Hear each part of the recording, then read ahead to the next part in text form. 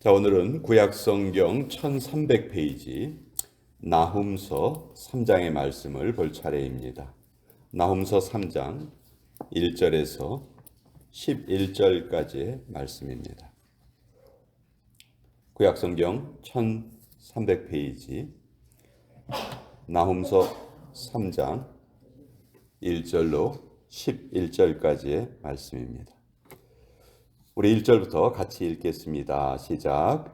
화 있을진저 피의 성이요 그 안에는 거짓이 가득하고 포악이 가득하며 탈취가 떠나지 아니하는도다.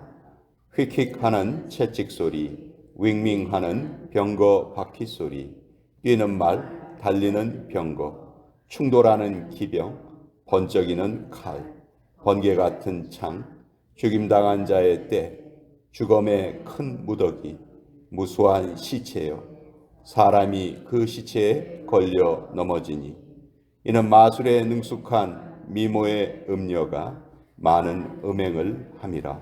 그가 그의 음행으로 여러 나라를 미혹하고 그의 마술로 여러 족속을 미혹하느니라. 보라, 내가 네게 말하노니 만군의 여호와의 말씀에 내 치마를 걷어올려 내 얼굴에 이르게 하고 내 벌거벗은 것을 나라들에게 보이며 내 부끄러운 곳을 문 민족에게 보일 것이요 내가 또 가증하고 더러운 것들을 내 위에 던져 능욕하여 너를 구경거리가 되게 하리니 그때 너를 보는 자가 다 내게서 도망하며 이르기를 니느웨가 황폐하였도다. 누가 그것을 위하여 애곡하며 내가 어디서 너를 위로할 자를 구하리요 하리라. 내가 어찌 노아몬보다 낫겠느냐. 그는 강들 사이에 있으므로 물이 둘렀으니 바다가 성루가 되었고 바다가 방어벽이 되었으며 구스와 애굽은 그의 힘이 강하여 끝이 없었고 붓과 루빔이 그를 돕는 자가 되었으나 그가 포로가 되어 사로잡혀 갔고 그의 어린아이들은 길 모퉁이에 메어침을 당하여 부서졌으며 그의 존귀한 자들은 제비 뽑혀 나뉘었고 그의 모든 권세자들은 사슬에 결박되었나니 너도 술에 취하여 숨으리라. 너도 원수들 때문에 피난처를 찾으리라. 하나님의 말씀입니다. 아멘. 자, 오늘 우리가 읽은 나훔서 3장의 메시지, 아마 이 메시지로 설교를 듣거나 이 메시지를 중요하게 지금까지 생각했다거나 그런 분은 그렇게 많지 않으실 거예요. 나훔서라는 이 책이 그렇게 많은 성도들에게 읽혀지는 책이 아닙니다. 근데 사실 어떻게 보면 성경 66권 중에서 제일 무서운 책이에요. 아마 그렇게 제일 무섭기 때문에 많이 설교가 되지 않는 것 같기도 한데 이 나훔서는 항상 요나서하고 같이 연결해서 우리가 봐야 됩니다. 요나서와 나훔서는 하나님의 말씀이 선포되는 곳이 동일해요. 그 대상이 니느웨입니다. 니느웨 성. 니느웨는 아수르의 수도였죠. 그러니까 역사상 최초의 제국이라고 할 수 있는 그 제국을 이룬 나라가 아수르 제국이에요.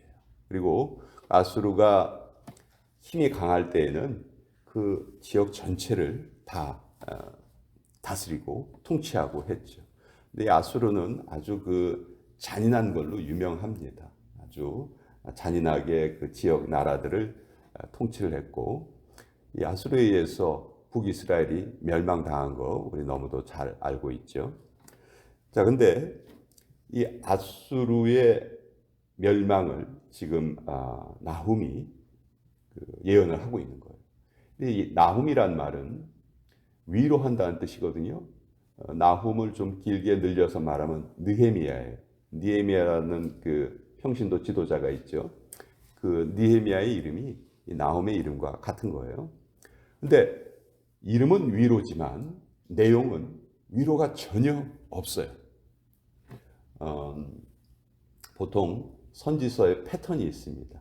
이 선지서를 읽어보면 제일 먼저 선지자들이 하나님의 말씀으로 죄를 징계합니다. 징책합니다. 너희들이 이러이러한 잘못을 저질렀다.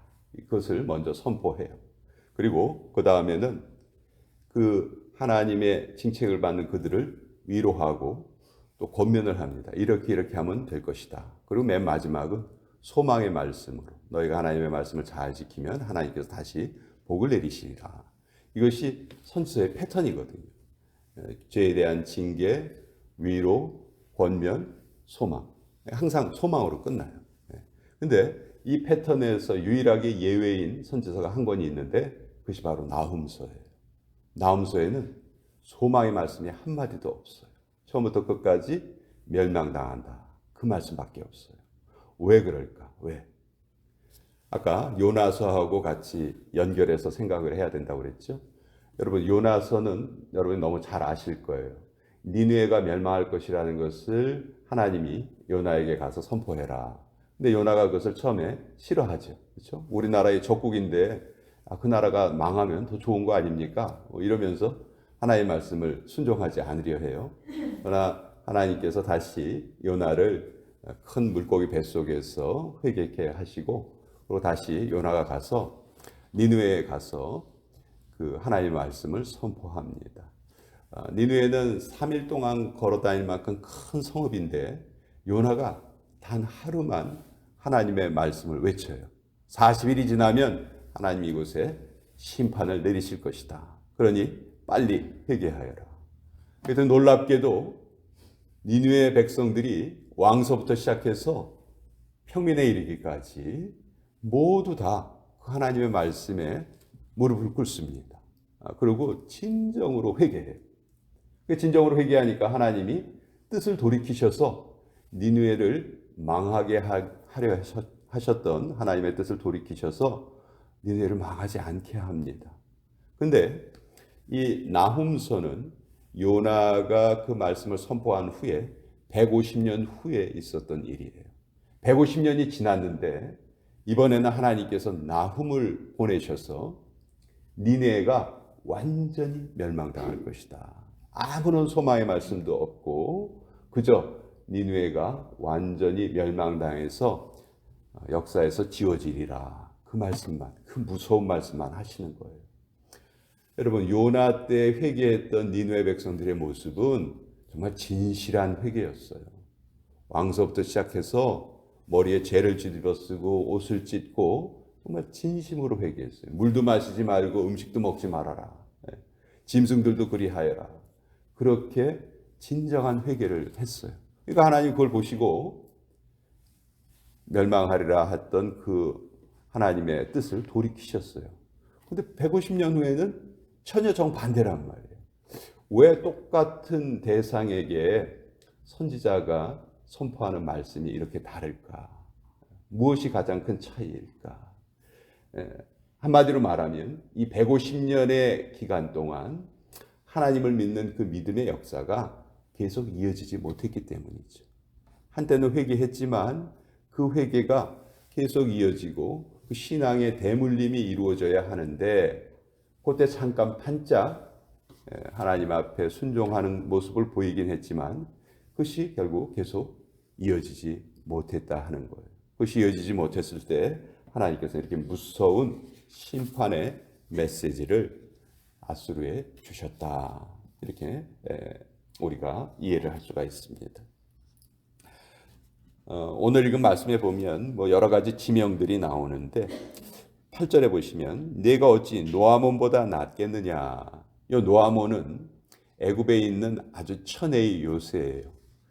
강들 사이에 이렇게 성이 있어가지고 정말 천혜의 요새 같은 곳이어서 함부로 누가 침략할 수 없는 곳이에요. 근데 이 노아몬이 그렇게 튼튼한 곳이었는데 이곳을 누가 멸망시키냐 하면 아수르가 멸망을 시켜요. 아수르가 그것을 멸망을 시킵니다. 근데 지금 이 나훔서 3장의 메시지는 아수르의 수도였던 니느웨가 멸망당할 것이다. 이것을 하나님이 전하고 계시잖아요. 자, 그렇게 튼튼하다고 생각했던 노아몬도 멸망당하지 않았느냐? 그러니 니느웨라고 해서 너희가 멸망을 피할 줄로 생각하지 말아라. 너희는 완전히 멸망당할 것이다. 왜? 그 이유가 4절부터 나와 있죠. 이는 마술에 능숙한 미모의 음녀가, 미모의 음녀가 아수르를 상징하는 표현이에요. 많은 음행을 함이라.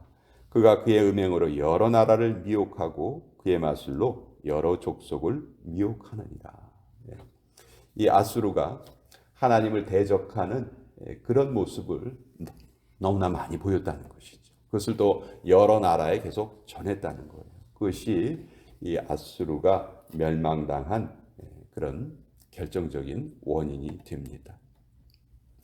자, 요나서에는 회개할 수 있는 40일의 기간이 주어졌었죠.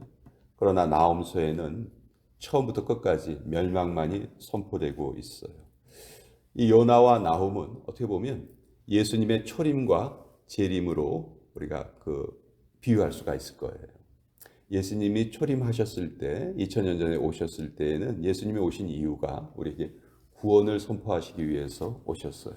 그리고 누구든지 이 복음을 받아들이고 그것을 마음에 믿는 자가 하나님의 구원을 얻을 것이다. 그들은 의인으로 인정받을 것이다. 그렇게 선포해 주신 것이 예수님의 초림이죠. 근데 이제 앞으로 다가올 예수님의 재림은 이 나홈서의 메시지와 똑같아요. 예수님의 재림은 구원을 이루시기 위해서 오시는 것이 아니고 심판을 완성하기 위해서 오신다. 그러니까 예수님의 재림은 가장 무서운 그런 사건이 될 거예요. 예수님을 믿지 않는 자들에게 완전한 멸망을 선포하는 그런 사건이 예수님의 재림이 되실 것이다. 그래서 나홈서가 바로 그 예수님의 재림을 우리에게 미리 보여주는 그런 내용이라고 할 수 있죠. 여기 아수르로 상징되는 것들은 하나님을 믿지 않고 자기 힘을 의지하고 자기 힘대로 살아가려는 그런 모든 사람들을 통칭해서 아수르로 지금 표현하고 있다. 그렇게 우리가 생각할 수 있습니다. 그것에 대해서 하나님은 가차없는 심판을 행하실 것이다. 이것이 나홈서의 무서운 메시지예요. 아까 말씀드린 것처럼 모든 선지서 중에서 소망의 말씀이 없는 유일한 선지서가 이 나홈서다 하는 것을 우리 마음속에 잘 깨달았으면 좋겠고요. 아까 그 이유를 말씀드렸는데 요나 때 있었던 그 회개가 불과 150년이 지난 후에 이런 철저한 멸망으로 선포되는 것은 그 기간 동안에 신앙의 대물림이 없었다는 것이죠. 그렇죠? 우리도 우리만 혼자서 열심히 신앙생활 잘하는 거 물론 우리 자신에게는 좋겠죠. 그렇지만 우리의 후손들에게 그것이 전해지지 않는다면 우리 역시 이 아수르가 저질렀던 그런 잘못을 되풀이하는 걸 수도 있을 거예요. 그렇기 때문에 우리는 우리의 신앙생활을 잘하는 것도 물론 중요하지만 우리의 자녀들 또 우리를 통해서 앞으로 우리의 가문이 계속 이어질 거 아니에요. 그렇죠? 그러면 우리가 이루는 이 믿음의 가문이 계속 이어지는 것이 무엇보다도 중요하겠죠. 그래서 내가 신앙생활 잘하는 것도 중요하고 내 후손들이 신앙생활 잘하는 것은 더 중요하다. 하나님께서 이 교회를 지금껏 이끌어 주시고 이제 창립 19주년을 맞이하게 해주셨는데 지금까지 우리가 잘해왔던 것 하나님께서 칭찬하실 것입니다. 그러나 여기에서 머무르지 않고 계속해서 이 우리의 믿음이 우리의 후손들에게 계속 전해질 수 있도록 계속 우리는 기도해야 되겠다. 그런 메시지를 오늘 이 말씀을 통해서 또 다시 한번 깨닫게 됩니다. 자, 오늘 우리 같이